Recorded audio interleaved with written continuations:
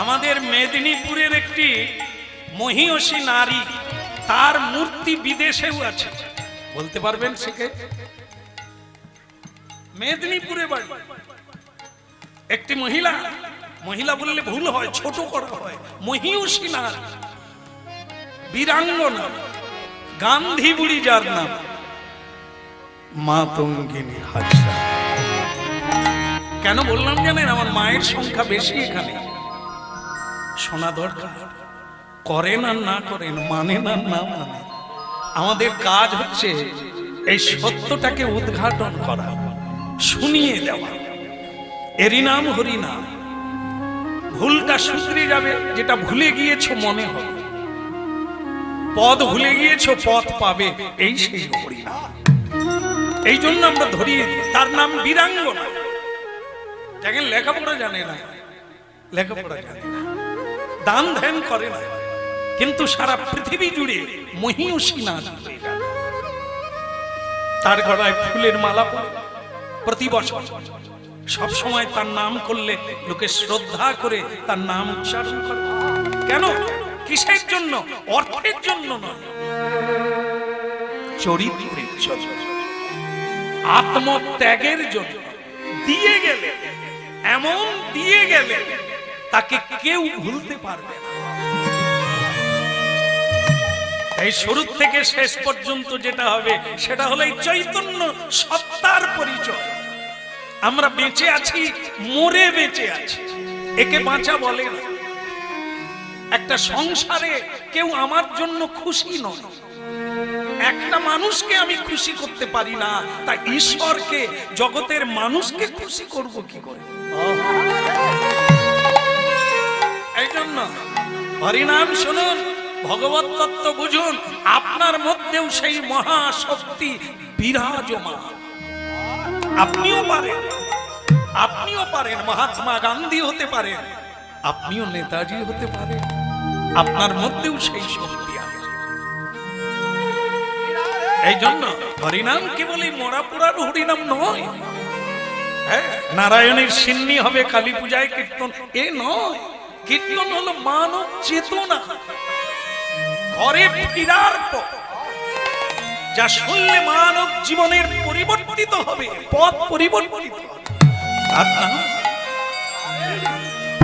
তাই একটি বালক, আজকে লীলার বিষয় পুনর্জন্ম, তার যে বালকটি নায়ক, যাকে ঘিরে এত কথা হবে, সে কে? নাম তার সদানন্দ।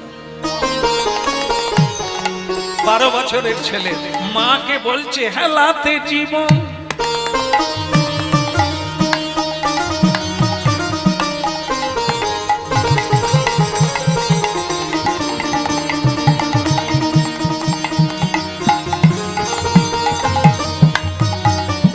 হেলাতে জীবন চাপি নয়া, যুগল কিশোর চরণ ভজ, হেলাতে জীবন চাপিও দয়া, যুগল কিশোর চরণ ভজ। তোজি ভোগে আশা হরি নামে মকরন্দে, তোজি ভোগে আশা হরি নাম মকরন্দে, তোজি ভোগে আশা হরি নামে মকরন্দে, তোজি ভোগে আশা হরি নাম মকরন্দে। রে পিপাসু মনে আমার মধু প্রেম জল, ওরে পিপাসু মন মধুতে মজ, হেলাতে জীবন জাপি যুগল কিশোর চরণ ভজ। হেলাতে জীব চাপিও নয়া, যুগল কিশোর চরণ ভজ।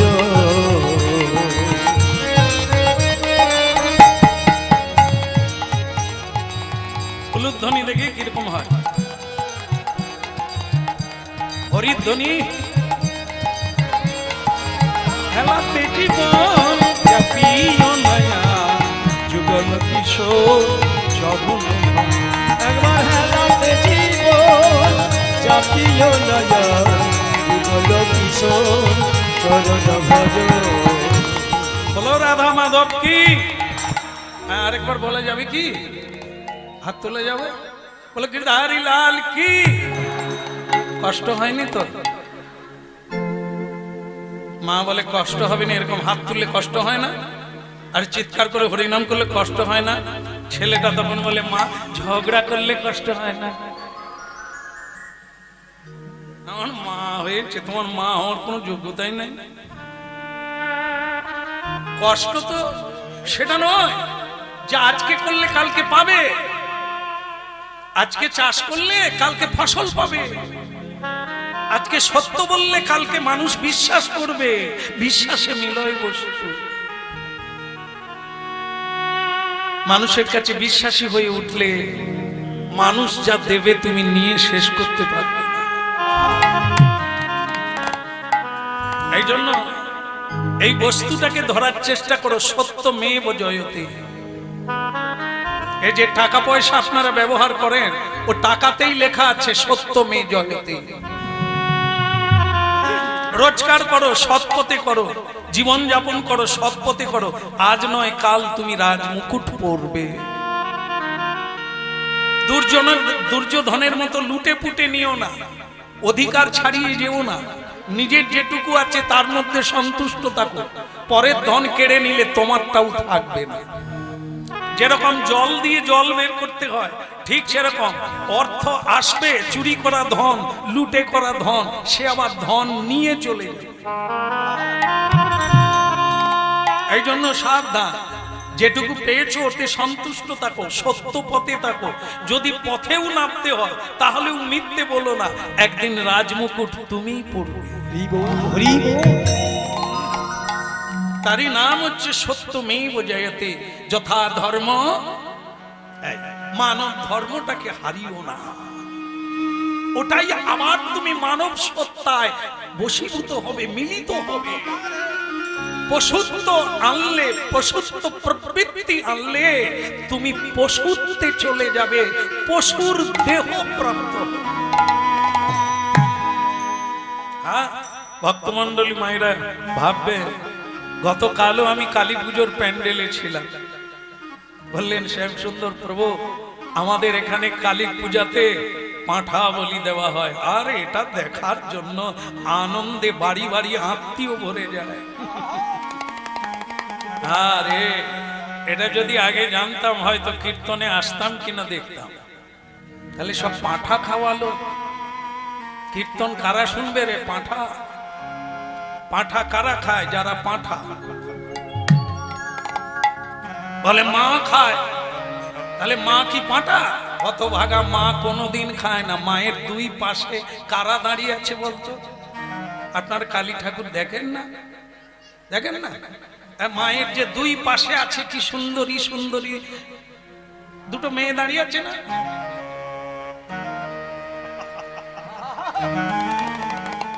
এই হাড্ডি হাড্ডি হাড্ডি হাড্ডি নিয়ে দাঁড়িয়ে আছে।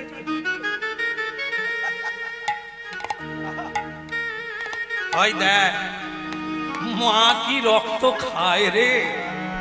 মা খায় না। মা যদি খেত তাহলে তো মা রাক্ষসী হয়ে যেত, মায়ের পুজো কেউ করতো না, মা নামে কলঙ্ক হয়ে যেত।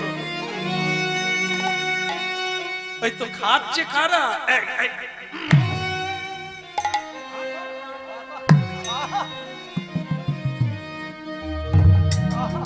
এ দুপাশে এরকম হাজার হাজার চেড়ি আছে, এদের নাম ডাকিনী, যোগিনী, শঙ্খিনী, রঙ্গিনী।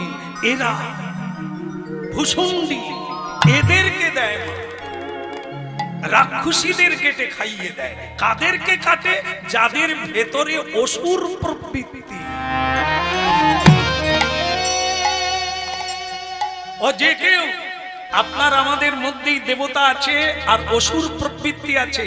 অসুরের প্রভাব যখন বেড়ে যায় সে তখন মা মানে না, বোন মানে না, তার অসুর প্রবৃত্তির দ্বারা সে ছাগলের ব্যবহার করে আর তাকেই বলি দেয়। ছাগ বলি দিতে দেওয়ার কথা শাস্ত্রে লেখা আছে, পাঁঠা বলি নয়। পাঁঠা তো তুমি, তোমার ভেতরে যে ষড়রিপু যার দ্বারা তুমি ছাগলের ব্যবহার করছো তাকে বলি দিতে বলা হয়। রিপুর রূপী ছাগ বলি, নিজেকে বলি দাও, আর তুমি কুপথে যাবে না। তার নাম মাতৃ আরাধনা। আর আমরা যে পূজাটা করি সেটা কার আরাধনা আপনারাই অনুভব করবেন। এই জন্য পূজা করে আরো অসুর প্রবৃত্তি বৃদ্ধি হচ্ছে, এমন বক্স বাজানো হচ্ছে বৃদ্ধরা ঘর ছেড়ে আত্মীয় বাড়ি পালিয়ে যাচ্ছে। মাতৃ আরাধনা করছে। খড়ের প্রতিমা পুজিস রে তোরা, মাকে তো তোরা পুজিস। খড়ের প্রতিমা,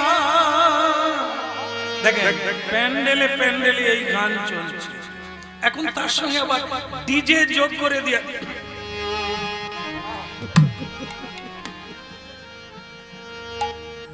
আমাকে একটা ছেলে বলে একটু নাচবে না, শুন না। কি রে, পা ভেঙে ফেলবো যে?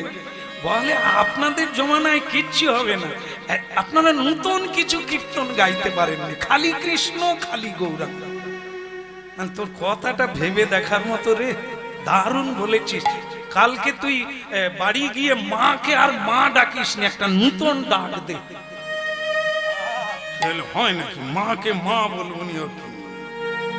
তুই এতদিন আমাদের কৃষ্ণকে কৃষ্ণ বলে আসছি, তাকে বদল করে দেবো, নতুন কিছু বলবো? তুই তাহলে মায়ের নামটা বদল করে দে। খাসনি রে, ওই মোদিরা খাসনি, মা ভুলে গেল। খড়ের প্রতিমা পুজিস রে তোরা, মাকে তো তোরা পুজিস নে। প্রতিমার মাঝে প্রতিমা বিরাজে, এই প্রতিমা প্রতিটি, এই যত মা বসে আছেন এখানে, প্রতিমার মাঝে প্রতিমা বিরাজে। হায় রে অন্ধ চিনিস নে, মাকে তো তোরা পুজিস নে। বাবা মা ঝিগিরি করে লোকের বাড়িতে, যা পায় ছেলেকে এনে খাওয়ায়, ছেলে মেয়েদের। এরা একটা ডাং নিয়ে সড়পে গিয়ে দাঁড়ায়, চাঁদা আদায় করে খড়ের প্রতিমাকে পুজো করে, গর্ভধারিণী মাকে প্রণাম করে। খড়ের প্রতিমা পুজিস রে তোরা, মাকে তো তোরা পুজিস। বছর বছর মাতৃ পূজা করে যাস অভিনয়, ভীরু সন্তানে হেরি লজ্জায়, মাও যে পাষাণময়, মাকে তো তোরা পুজিস। খড়ের প্রতিমা পুজিস রে তোরা। বাবু গান নয়, জ্ঞান। বিবেকানন্দ করে দেখিয়ে দিয়েছে। বেলুর মঠে যেদিন মা দুর্গা অষ্টমী, একটা আলতা পেড়ে শাড়ি আর কয়েকটা ফুল এনে, মা শারদা তখন অনেক বৃদ্ধ হয়ে গেছে, পা মিলে বসে আছে। বিবেকানন্দজি এসে প্রণাম করলেন, মা কেমন আছে? মা শারদা দেবী বললেন, নরেন অঞ্জলি শুরু হয়ে গেল, তুই যাবি না? মায়ের অঞ্জলি দে, সব লোক চলে গেল, আশ্রমের সকলে চলে গেল, তুই যাবি না? এসে গেছি, আমি তো জ্যান্ত মায়ের কাছে এসে গেছে। ওই মা কথা বলতে পারে না, তুমি তো কথা বলতে পারো।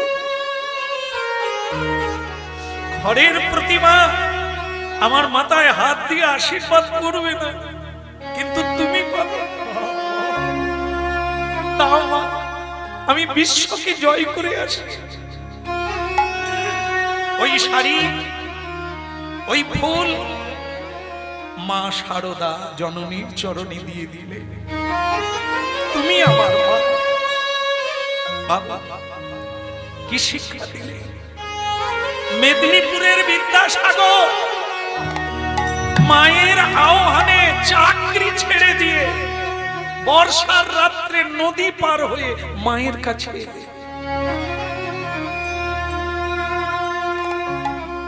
যতদিন না মায়ের আদর হবে, মায়ের পূজা হবে, ততদিন ঘরের প্রতিমার কোনো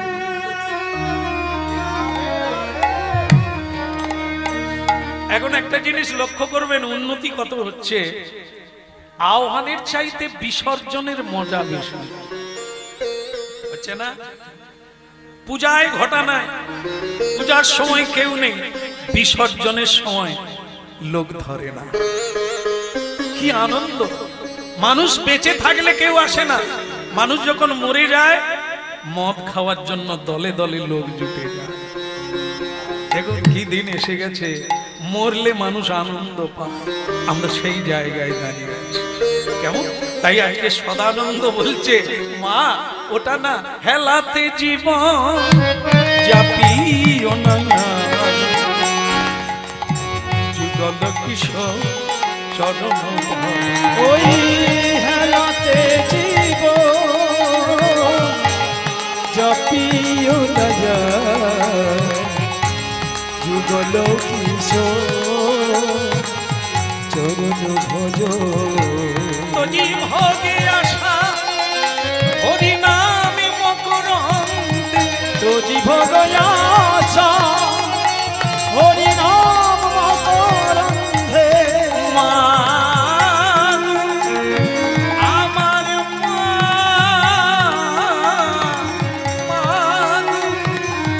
তোজি ভোগে আশা নামে মকরন্দে, তোজি ভোগ আশা হরি নাম মকরন্দে। পিপাসু মন আমার মধুপে মজ, ওরে পিপাসু মন মধুপে মজ, হেলাতে জীবন জাপিও না, যুগল কিশোর চরণ ভজ। ওই হেলাতে জীবন জাপিও না, যুগল কিশোর চরণ ভজ। পরম দয়াল শ্রী গুরুদেব কি। মা বিদায় দাও মা, এ সংসারে আমি আর থাকবো না। 12 বৎসরের ছেলে, তো স্পর্ধা কম নয় তো। কোথায় যাবি? আগে গুরু আসত, নারী হোক আর পুরুষ হোক, যার গুরু নাই তার কান্ডারিহীন নৌকা। মাঝি ছাড়া যেমন নৌকা চলে না, ড্রাইভার ছাড়া যেমন গাড়ি চলে না, গুরু ছাড়া তেমনি জীবন চলে। বলো শ্রী রাধা মাধব কি। এক বুড়ি মা, জানেন তো, মেয়ের বাড়ি যাবে, পড়াশোনা জানে না, পুডলিটা বগলে নিয়ে গাড়িয়ে উঠছে বাসে। বাসে পিছন দরজা দিয়ে উঠে পড়েছে, উঠে সিট আর পায় না, একবারে রিজার্ভ। লোক দাঁড়িয়ে আছে, বুড়িমা গজ গজ করতে করতে যাচ্ছে, ছোট বাস, সিট কম, একটা সিট পাই না যে বসে যাব। হ্যাঁ, গাড়ি এত ছোট কেন? খুঁজতে খুঁজতে একবারে বাসের সামনের দিকে চলে গেল। এই বাসের সামনের দিকে গিয়ে দেখে একটা সিট খালি আছে। বুড়িমা বলে, ভগবান তোমার মুখে ফুল চন্দন পড়ুক, বুড়িটার জন্য একটা সিট রেখে দিয়েছে। বুড়িমা বসে বলল, বসেই আঁচল থেকে পান খুলে খাচ্ছে।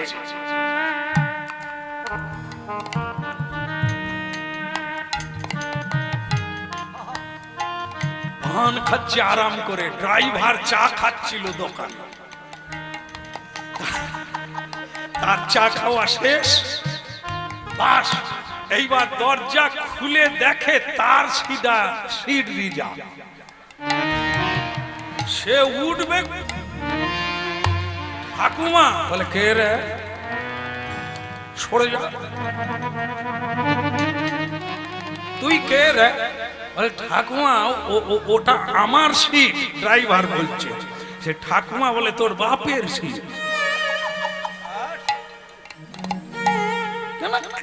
কত কষ্ট করে আমি একটা সিট পেলুম, সে আবার বলে আমার। পরের গাড়ি আয়, পিছনে গাড়ি আছে, সে গাড়ি আয়, আমি আর সিট ছাড়বো না। ঠাকুমা আমি ড্রাইভার। বলে হলি বা চৌকিদার, আমার কি তুই পরের গাড়ি আয়। তাকে প্যাসেঞ্জার বোঝাতে পারছে না যে ঠাকুমা ওটা ড্রাইভারের সিট। সে তো পড়াশোনা জানে না, সে এরা বলে ড্রাইভার, সে বলে হলি বা চৌকিদার, সে তো বুঝে না। শেষকালে ড্রাইভার একটা ভাষা খুঁজে পেয়েছে, ঠাকুমা যে গাড়ি চালায় না ওটা তার সিট। তা বলবি তো যে গাড়ি চালায়, খালি বলে ড্রাইভার। তা তুই কি গাড়ি চালাস? হ্যাঁ ঠাকুমা আমি তো গাড়ি চালাই। কোথায় যাবে? মেয়ের বাড়ি যাবো রে।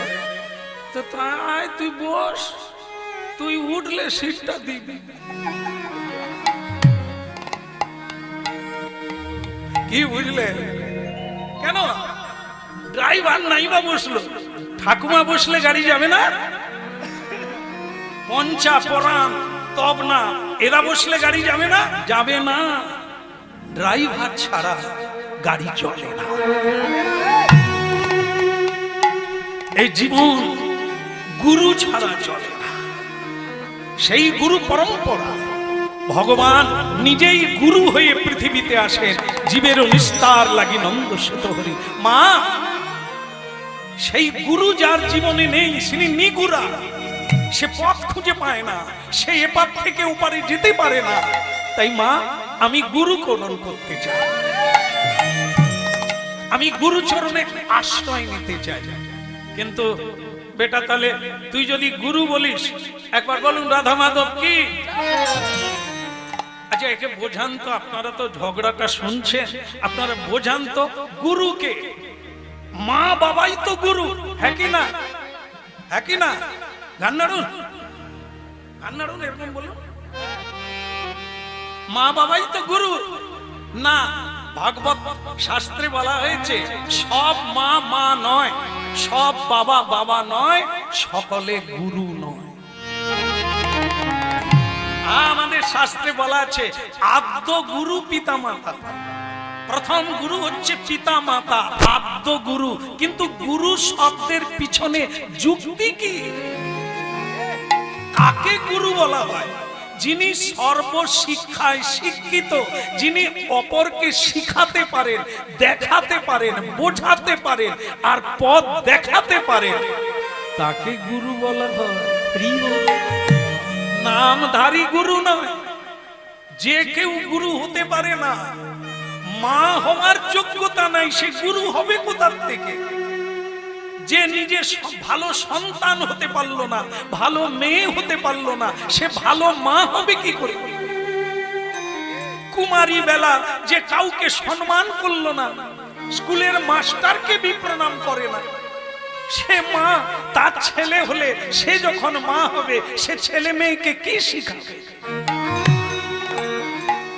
যে মা নিজে স্বামীকে সম্মান করে না, ঝগড়া করে, গুরুজনদের সঙ্গে তর্ক করে, তাহলে সেই মা বাবা ছেলে মেয়েকে গুরু হয়ে কি শিখাবে?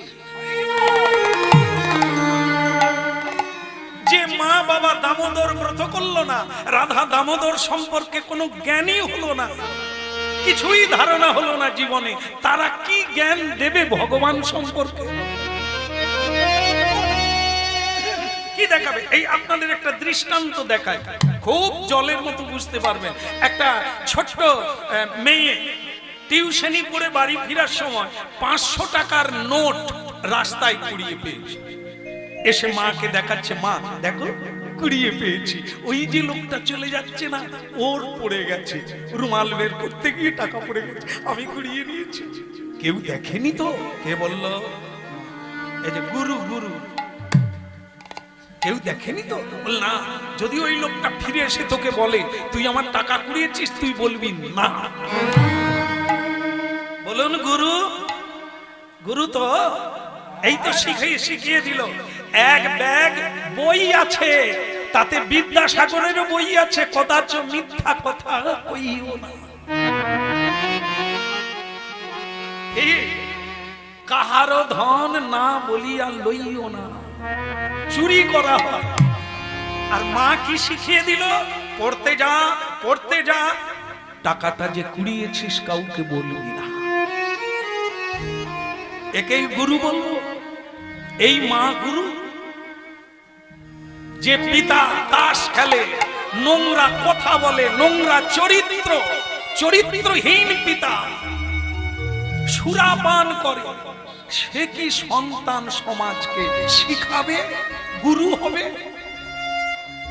মা গুরু, বাবা গুরু, হ্যাঁ তখনই হবে যদি আপনি সেই শিক্ষা লাভ করতে পারেন। এই জন্য গুরু যদি মা হয়ে যেত, বাবা হয়ে যেত, তাহলে তার গুরুর দরকার ছিল না। হ্যাঁ, এই লোকে বলে, একটা বেশ বড় কথা বলে, যে তারা আমাদের পৃথিবী দেখিয়েছে, ধরি দেখিয়েছে। পৃথিবী দেখাতে শক্তি কথা? সে তো নিজেই পৃথিবী সম্পর্কে কিছু ধারণাই নেই। এই পৃথিবী কে সৃষ্টি করেছে, কে ধরে রেখেছে, কে ধ্বংস করে, সে তত্ত্ব তো ওই মা বাবা জানেই না। এই জন্য গুরু চাই, পিতা মাতা চোখের আলো দেখায়, জন্ম দেয়, কিন্তু মানুষ করতে পারে না। তাই সেই গুরুকে যাকে প্রণাম করি আমরা, সেটা কি? অজ্ঞানং তিমিরন্ধস্য জ্ঞানাঞ্জন শলাকয়া চক্ষু উন্মিলিতং যেন, যিনি চোখ ফুটিয়ে দিতে পারেন, নূতন পৃথিবী দেখিয়ে দেন, পথ দেখিয়ে দেন, অন্ধকার দূর করে দেন, আমরা তাকেই গুরু বলি। পরম দয়াল শ্রী গুরুদেব কি জয় হোক। চলি মা, কুলং পবিত্রং জননী কৃতার্থা। আমি যদি সৎ হই, আমার পুণ্য তুমি ঘরে বসে পাবে। তোমার শিক্ষায় যদি আমি অসৎ হই, তাহলে আমার পাপ তোমাকেও নিতে হবে। বিদা, কোথায় যাবি? কাশীধাম। কাকে গুরু করবি? রামানন্দ স্বামী। বিশ্বখ্যাতি তার নাম, জগৎ গুরু তিনি, তার কাছে যাব। এ মাথা তার কাছে চলে। জয় জয় শ্রী গুরু প্রেম কল্পতরু। জয় জয় শ্রী গুরু প্রেম কল্পতরু। জয় জয় শ্রী গুরু প্রেম কল্পতরু। জয় জয় শ্রী গুরু প্রেম কল্পতরু। অদ্ভুত যাক পরকার, আমার অদ্ভুত যাক পরকার। জ্ঞান তিমির পর জ্ঞান, ওই নহি আর আগে জান, ত্রিবীর পর জ্ঞান। সুচন্দ্র কি রনে করুণা করুণা, সুচন্দ্র কি রনে করুণা। ওই না সুচন্দ্র কি রনে করুণা, সুচন্দ্র কি রনে করুণা। তোমরা সবাই মিলে জয় দাও, তোমরা সবাই মিলে জয় দাও। কেবল উলুধ্বনি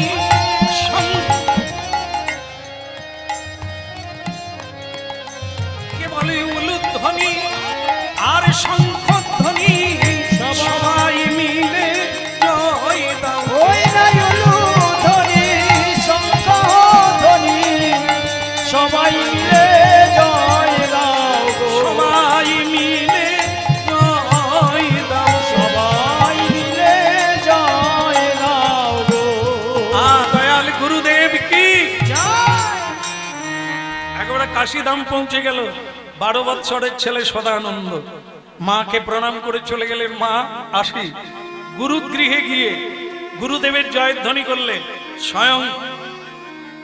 স্বয়ং রামানন্দ স্বামী বেরিয়ে এলেন। কি নাম তোমার? আগে আগে প্রণামটা সেরে নি। দেখুন 12 বৎসরের ছেলে প্রথমেই ভুলটা করলো না। আগে প্রণাম, তারপরে নাম, তারপরে কাম। যেখানেই যান, যা করুন, যেখানেই যাবেন আগে প্রণাম। বাড়িতে আগে প্রণাম করে নেন, তুলসী দেবীকে প্রণাম করে বেরিয়ে যান। ভগবানকে একটা প্রণাম করে নেন, মা বাবাকে শ্রদ্ধা করুন, মা বাবাকে প্রণাম করে বেরিয়ে যান, বাস কাজ হয়ে যাবে, সিদ্ধি হয়ে যাবে। এই জন্য আগে সদানন্দ প্রণাম করে নিল। এই যে আপনারা যারা এখানে এসেছেন, আমি লক্ষ্য করেছি বেশিরভাগ লোক প্রণাম করে তবে বসছে। এটা নিয়ম এখানকার, কারণ এখানে বাবার বাবা আছে, সর্বেশ্বর জগতের ঈশ্বর, তিনি এখানে আছেন। এই যে দেখেন বিগ্রহ রূপে, তুলসী রূপে, ভক্ত রূপে, নাম রূপে তিনি এখানে বিরাজমান। একটা প্রণামে 10টা অশ্বমেধ যজ্ঞের ফল লাভ করা যায়। প্রণাম করে বসে যান, কি পাবেন দেখবেন। এই জন্য গুরুজি আগে প্রণামটা অজ্ঞানং তিমিরং ধস্য জ্ঞানাঞ্জন শালাকায়া চক্ষুরুন্মিলিতং যেন তস্मै শ্রী গুরবে নমো নমঃ। তস্मै শ্রী গুরবে নমো নমঃ।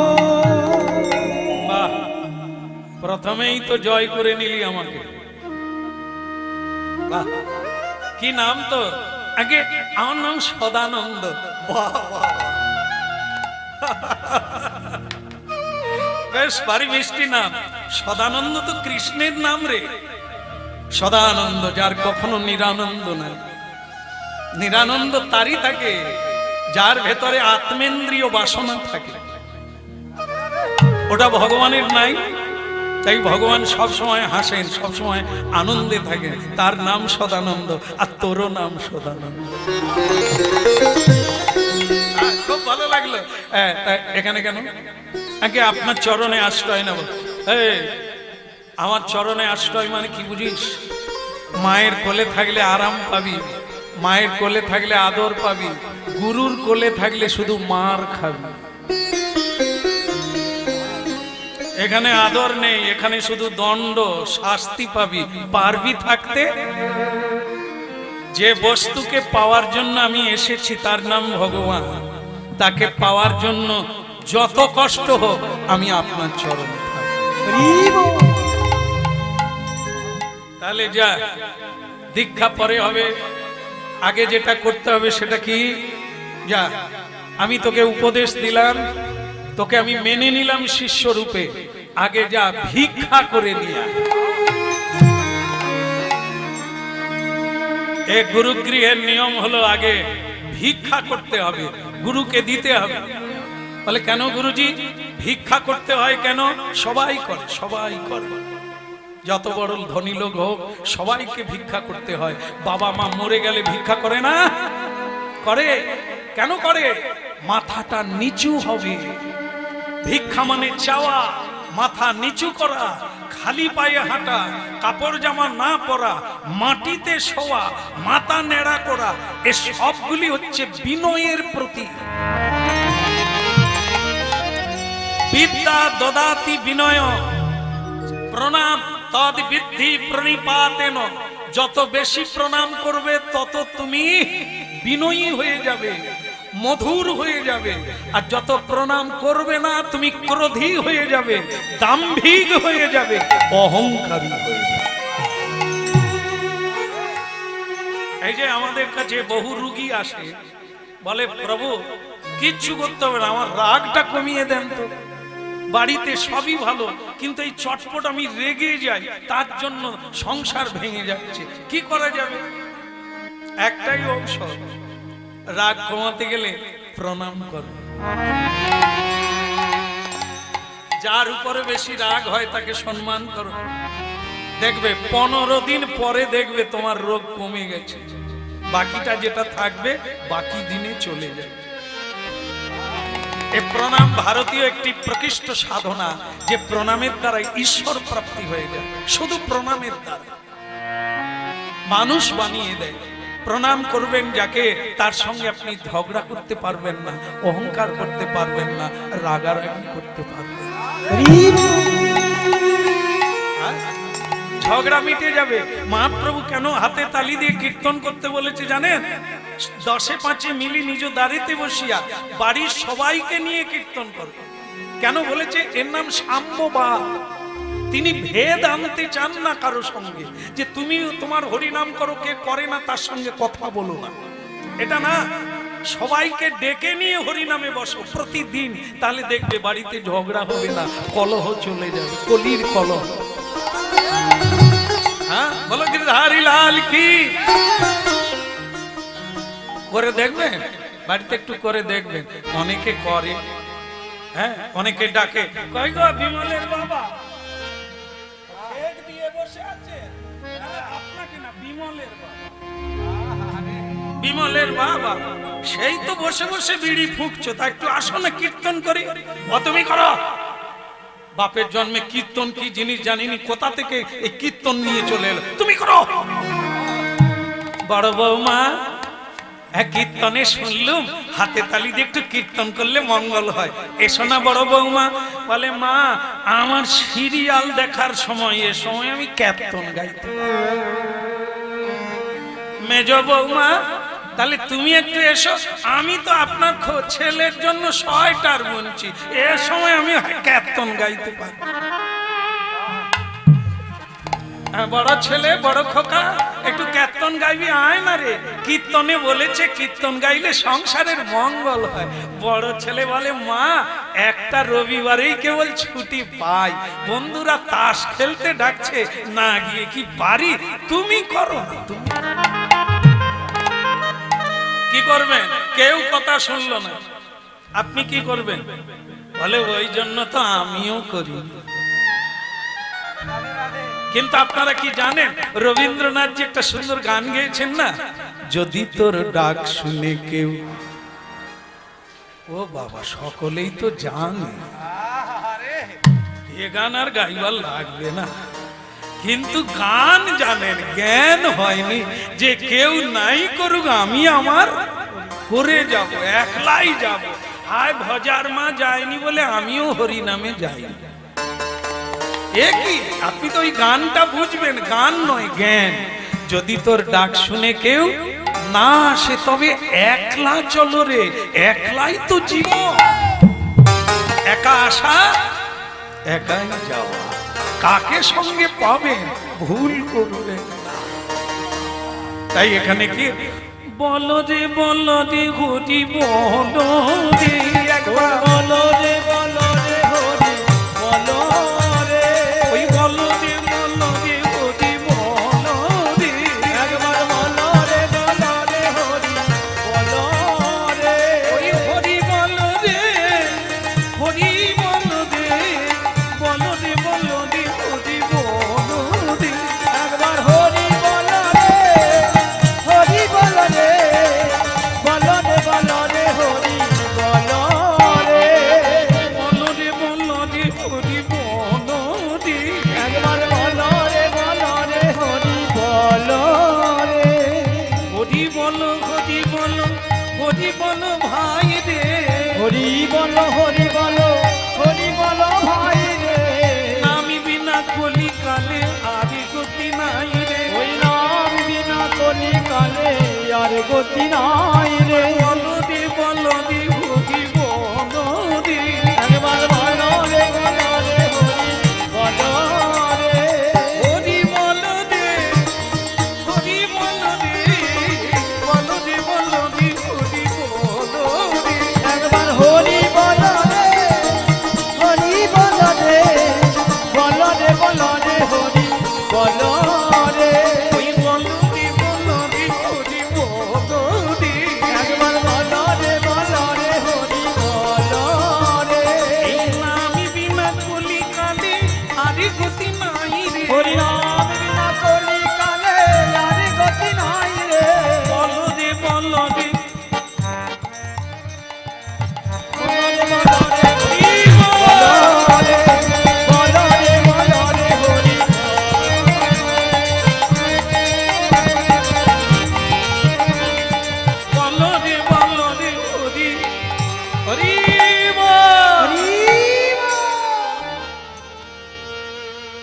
যাওয়ার আগে একটা কথা শুনে যাবে, ভিক্ষা চাইতে যাচ্ছ যা, চরিত্র গঠন হবে, কিন্তু একটা ভুল করো না, কোন মায়েরা যদি ডাকে কারো বাড়িতে ঢুকবে না, কারো বাড়িতে উঠবে না, ভিক্ষা নেবে বাইরে দাঁড়িয়ে। কোন মা যদি খেতে দিতে চায় খাবে না, কারণ গুরুকে গোবিন্দকে না দিয়ে কোনো শিষ্য খায় না, তুমিও খাবে না। তোমার চরিত্র গঠনের জন্য তোমাকে এটা মানতে হবে। আরেকটা জিনিস যেটা মানবে সেটা হলো কারো বাড়িতে স্থূল ভিক্ষা নেবে না। স্থূল ভিক্ষা মানে কি? এক বাড়িতে সব ভিক্ষা নেবে না, এক মুঠো নেবে, বাকিটা ফিরিয়ে দেবে। এর নাম হচ্ছে মাধুকুরি। মৌমাছি যেমন বিভিন্ন ফুল থেকে মধু সঞ্চয় করে বড় একটা চাক তৈরি করে, ঠিক তেমনি এই এক মুঠো করে ভিক্ষা নিলে তার নাম মাধুকুরি ভিক্ষা। বলে গুরুজি কেন? এক জায়গায় যদি পেয়ে যাই 5 বাড়ি যাওয়ার দরকার কি না। যে বেশি দেবে তার ভেতরে কামনা থাকবে, বাসনা থাকবে, ওইটা ভগবান গ্রহণ করে না। আর যে কম দেবে সে কাউকে বলবে না, তার মধ্যে কোনো কামনা থাকে না, ওই দিয়েছি আর কি চাইবো। এই জন্য অল্পে কোনো ক্ষতি নেই, বেশি হলে নিস্তার নাই। কেমন? তাই এক মুষ্টি করে ভিক্ষা নেবে, কারো বাড়িতে ফুল ভিক্ষা নেবে না, ঠিক আছে? বেশ গুরুদেব, আর দেরি করো। ও মন গুরু ভজরে, ওরে সোনার চাঁদ, দিল দরিয়ায় উঠলে তুফান, কে দেবে আশান। ও মন গুরু ভজ, তোমার গুরু ভজরে, ওরে সোনার চাঁদ, দুনিয়ায় উঠলে তুফান, কে দেবে আশান। মন গুরু ভজরে, ও মন গুরু ভজরে, ওরে সোনার চাঁদ, দিল দরিয়ায় উঠলে তুফান, কে দেবে আশান। ও মন গুরু ভজরে, তোমার গুরু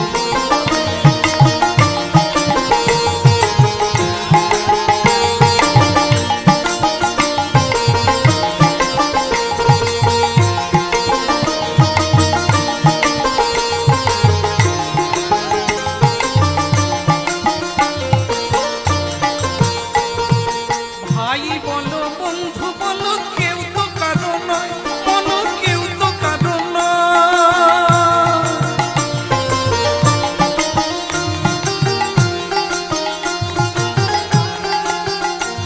এই ভাই বলো বন্ধু বলো, কেউ তো কারো নয়, বলো কেউ তো কারো নয়।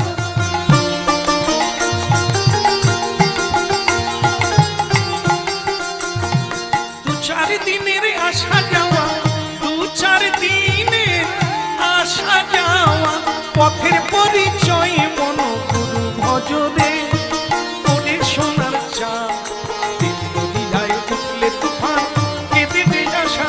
ও মন গুরু ভজরে,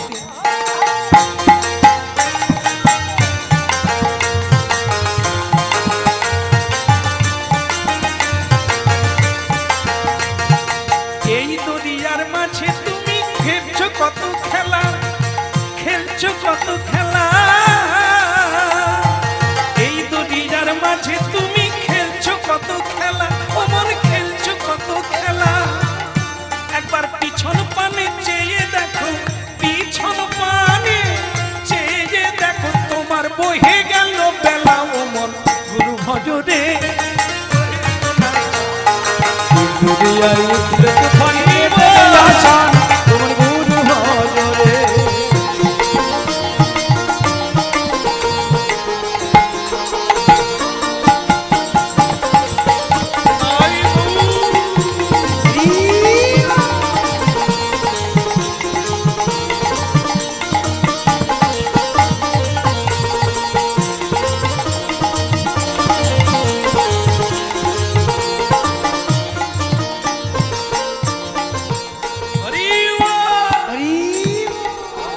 দারুণ ভালো লাগছে আমার। মানে পরিবেশটা এত সুন্দর, আজ আমি এক ঝুলি ভিক্ষা নিয়ে যাব, একবারে ফুলে ফেপে যাবে আমার ঝুলি। কে আছেন মা? ভিক্ষাং দেহি ভবতু ভিক্ষাং দেহি। এই বালকের কণ্ঠ শুনে এক মা বেরিয়ে এলো। আহা মরি মরি, কি অপূর্ব দেখতে বালকটি, অল্প বয়সে ভিক্ষার ঝুলি কাঁদে। এ কি মা মরে গেছে, বাবা মরে গেছে? কোন গুরুর শিষ্য? গুরুর কি কোনো দয়া নেই? বালক, আগে কি নাম তোমার? আগে আমার নাম সদানন্দ। বাহ, কি মিষ্টি নাম। তা তুমি এখানে কেন? ওই বৃষ্টি পড়ছে তো, ঝড় বৃষ্টি নেমে গেছে, আমার গুরুদেব আমাকে ভিক্ষা করতে পাঠিয়েছে, তাই আমি ঝড় বৃষ্টি থেমে গেলে চল। তা তুমি কান চালে দাঁড়িয়ে আছো কেন? উঠে এসো, ভেতরে চলে এসো, আমরা তো মানুষ নাকি? আগে আমার গুরুদেব না বলেছে কারো বাড়িতে উঠতে নেই, কারণ আমি তো বাড়ি ছেড়ে এসেছি, তাই কারো বাড়িতে উঠতে নেই।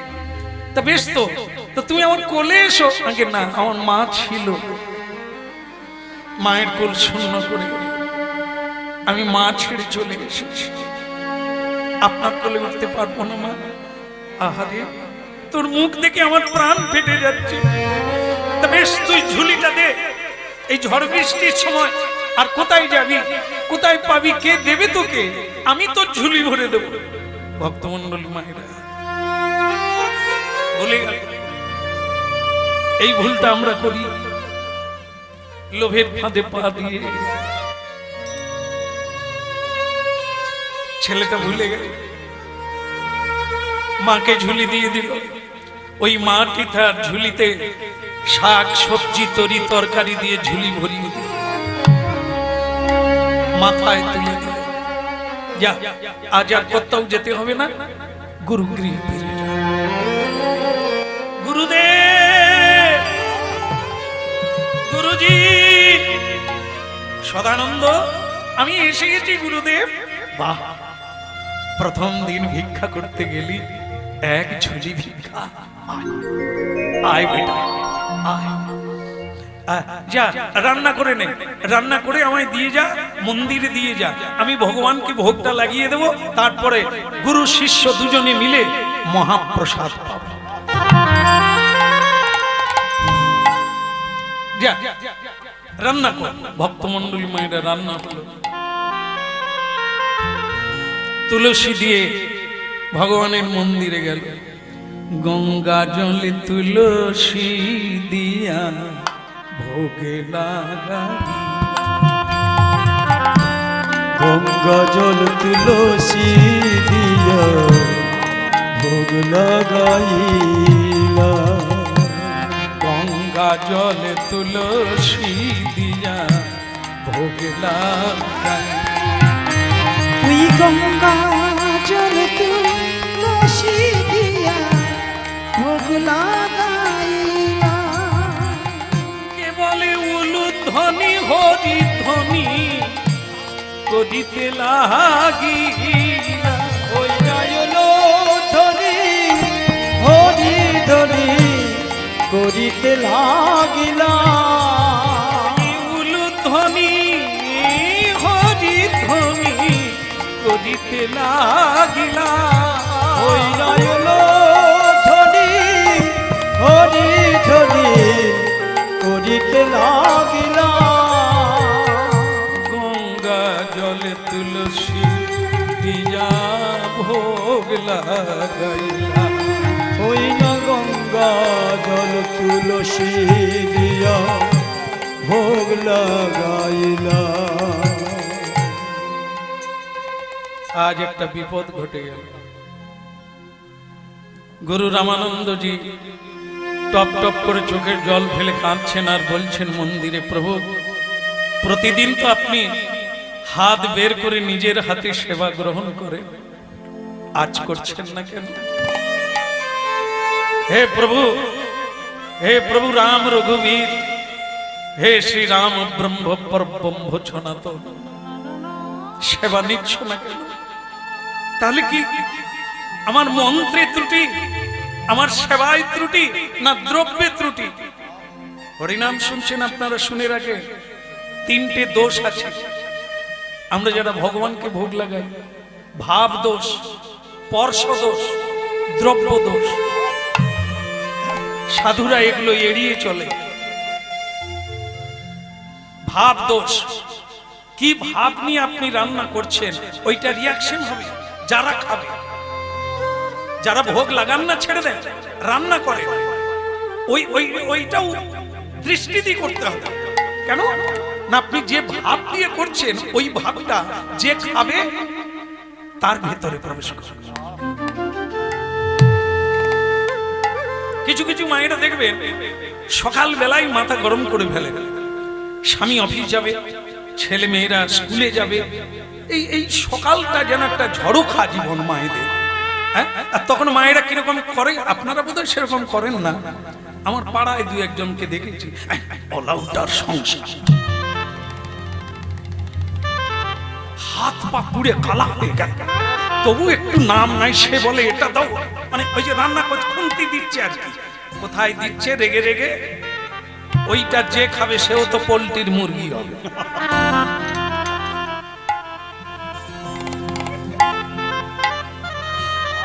এর হাসার কি কারণ আমি পোল্ট্রির মুরগি বললাম, সে হেসে মুরগি আছে না। পোল্ট্রির মুরগি মানে কি জানেন তো, এই যে পোল্ট্রির মুরগি আছে না, পোল্ট্রির মধ্যে ওখানে খেতে দেন মারামারি, ঠগরা ঠগরি, রক্তা রক্তি, ও পালক তুলে দেবে, রক্তাক্ত হয়ে যাবে। ঠিক তেমনি দেখবেন এই যে স্কুল গাড়িগুলো যায় না, বাচ্চাদের নিয়ে যায়, নার্সারি স্কুলে যায়, এ দেখবেন ওই যে ঢুকিয়ে দরজা মেরে দিল, সারা রাস্তায় দেখবেন ওই বাচ্চাগুলো মারপিট করছে ভেতরে।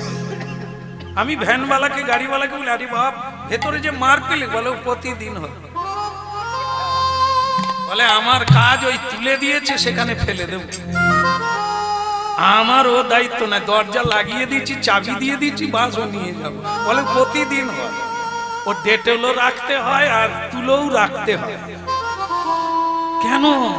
এরা কি খায়? মা আজকে 2টো ডিম খাইয়েছে। ডিম কার? কে কে দেয়? তুমি না, মানুষ তো ডিম পাড়ে না। ডিম পাড়ে কি রে, বল না, তুই জানলি কি করে? আগের জন্মে মুরগি ছিলি না? মুরগি ডিম পাড়ে মা, তো মুরগি কি করে? ওই যে পোল্ট্রির মুরগি, ঠগরা ঠগরি, মারামারি, চেঁচামেচি, ঠেলা ঠেলি, কাটাকাটি, রক্তারক্তি হলো, তার রক্তে ডিম তৈরি হলো। সেই ডিম আপনি খেলেন, কার রক্ত খেলেন? মুরগির। তা মুরগির রক্ত যদি আপনার বাচ্চার পেটে যায়, তা মুরগির স্বভাবটা কার কাছে যাবে? ওই বাচ্চা, ওই মাটি। আর যারা রান্না করে, রান্নার ভাবটা যদি রান্নায় সবজিয়ে চলে যায়, সে দেখবেন, পরীক্ষা করে দেখবেন, যেদিন আপনি ঝগড়া করে এই রেগে রেগে রান্না করবেন, আপনার কর্তা অফিসে গিয়েও ঝগড়া করবে, যারই সঙ্গে দেখাবে।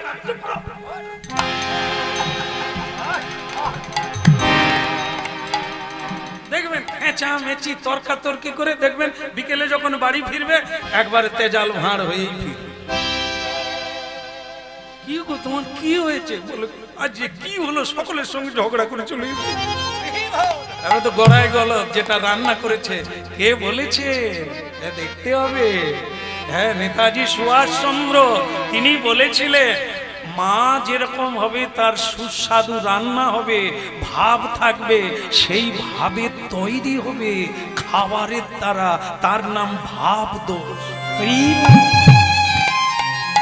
যাবেন আপনারা উত্তর 24 পরগনা পানিহাটিতে যাবেন, সেখানে লেখা আছে রাধা রানীর রান্নাঘর। দময়ন্তী দেবী, যিনি মহাপ্রভুকে রান্না করে সেবা দিতেন, তিনি যেখানে রান্না করতেন তার রান্নাঘরে লেখা আছে রাধা রানীর রান্নাঘর। আজও হাজার হাজার মানুষ গিয়ে প্রণাম করে। কেন? আর যখনই তিনি রান্না করেন, রান্নাঘরে প্রণাম করে রাধারানীর উপর সমর্পণ করে দেয়। হে রাধে, তুমি ছাড়া কে গোবিন্দ সেবা দিতে পারে? তাই আমি রান্নাও জানি না, আমি কিছুই বুঝি না, তুমি যেভাবে করাবে আমি সেভাবে। হ্যাঁ, পার্শ্বদোষ। আপনি যদি অপবিত্র হন, তাহলে সেই অবস্থায় যাতে আপনি স্পর্শ করবেন, তার দোষ ওর ভিতরে ঢুকে যাবে, মন চঞ্চল হয়ে যাবে। আর কি দ্রব্য দোষ, যে কোনো দ্রব্য, যেমন আপনারা জানেন উচ্ছে খেলে ঝাল লাগে, উচ্ছে খেলে তেতো লাগে না, লঙ্কা খেলে ঝাল লাগে। এগুলো কি? এগুলো হচ্ছে দ্রব্য।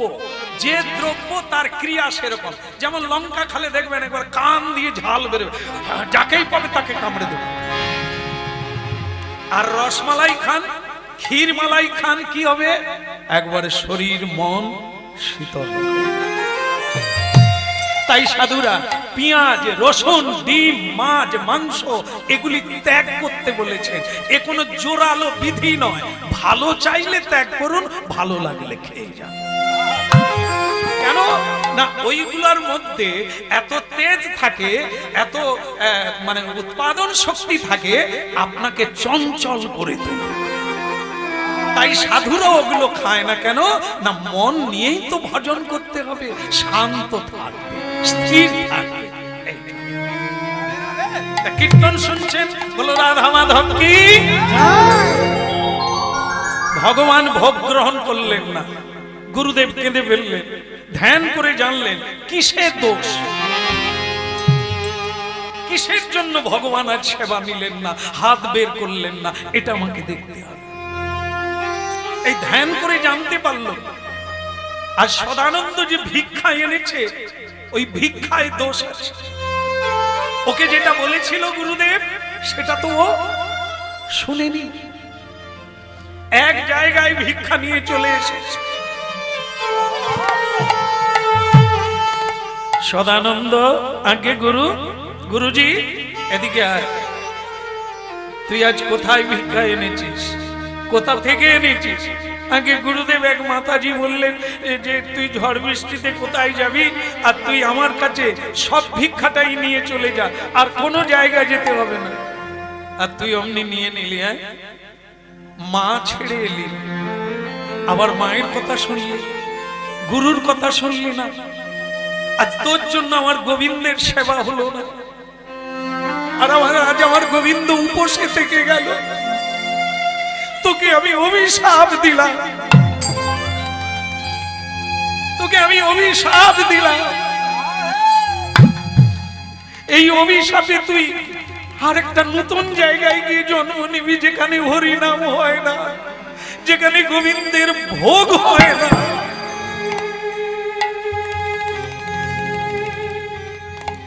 দূর হয়ে যায় এখান থেকে। তুই গুরু বাক্য মানবি না তো গুরুর কাছে এলি কেন? ভয়ঙ্কর জিনিস ভক্তমন্ডলী, ভক্তিমতী মা, ভয়ঙ্কর জিনিস। আজ আমাদের জীবনের এই দুর্দশা কেন? আমরা এই সংসারে জন্ম নিলাম কেন, যেখানে কেউ হরি ভজন করে না, কেউ মহাপ্রসাদ পায় না? আমার জন্মটা ওখানে হলো কেন? গুরুজি বললেন, যা তুই মুচির বাড়িতে জন্ম নে, ওই চর্মকারের বাড়িতে জন্ম নে, যেখানে খোল বাজে না, করতাল বাজে না, সাধু আসে না, হরি ভজন হয় না, পুজো হয় না, কেউ হরি বল বলে না। তবে গিয়ে বুঝবি, দাঁত থাকতে দাঁতের মর্ম বুঝবি না। তোকে আমি এই পদচ্যুত করলাম, এই গুরু গৃহ থেকে তোকে ত্যাগ করলাম, তুই যা মুচির ঘরে জন্ম নে। এরই নাম জন্মান্তরবাদ। আগের জন্মে যা করেছিলাম আজ তাই পেয়েছি, এখন যা করব আগামী দিনে আমরা সেই জায়গায় জন্ম পাবো, সেই জায়গা আমার জীবনে এসে যাবে, যা আমরা প্রাণ ভরে হরি বল বলবো।